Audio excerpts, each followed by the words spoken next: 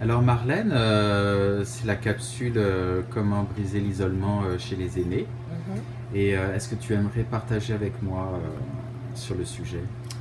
Bon, ce que j'aurais aimé dire, les aînés, vu que maintenant j'en fais partie, je suis vraiment concernée. Même avant, j'étais concernée. Pourquoi? J'avais choisi de travailler dans les CHSLD Waouh! comme préposée et infirmière auxiliaire pour pouvoir venir en aide, justement, pas seulement faire mon travail de préposée ni d'infirmière, mais de m'occuper des personnes qui sont seules, qui n'ont pas de visite, et ceux qui ont vraiment, vraiment, vraiment besoin d'une présence. Donc, pour moi, c'est un bon projet. Et ça Mhm, nous concerne en particulier parce que la population québécoise vieillit. bien Donc, sûr. il y a beaucoup de personnes, Qu'est-ce que tu donnerais comme conseil aux aînés pour qu'ils sortent de leur isolement, par exemple? par exemple, s'organiser, former un comité, donc avoir des amis. Hein. Et comment ils peuvent faire ça? Parce que c'est le problème, c'est que quand tu es isolé, tu veux encore moins sortir de cet isolement.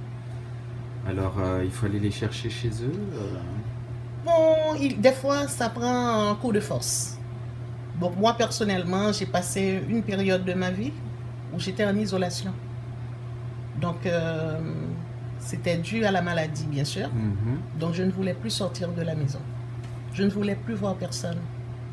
Donc, je me suis parlé à moi-même. Donc, j'ai été chercher de l'aide. Donc, ce qui m'a été bénéfique. Donc, aujourd'hui, je suis prête à donner un peu de ce que moi j'ai reçu. Et Marlène, tu as été, c'est toi qui as été chercher cette aide, mais s'il y avait une aide à aller vers les personnes, qu'est-ce que ce serait? Un voisin qui tape à la porte, un organisme qui... Parce qu'on est d'accord que bon, ben, les CHSLD, ce sont des endroits où bon, ben, il y a éventuellement quelque chose qui se passe, mais quelqu'un qui est isolé chez lui, Bon, dans ce temps, il faut que cette personne, disons, ait un peu de courage.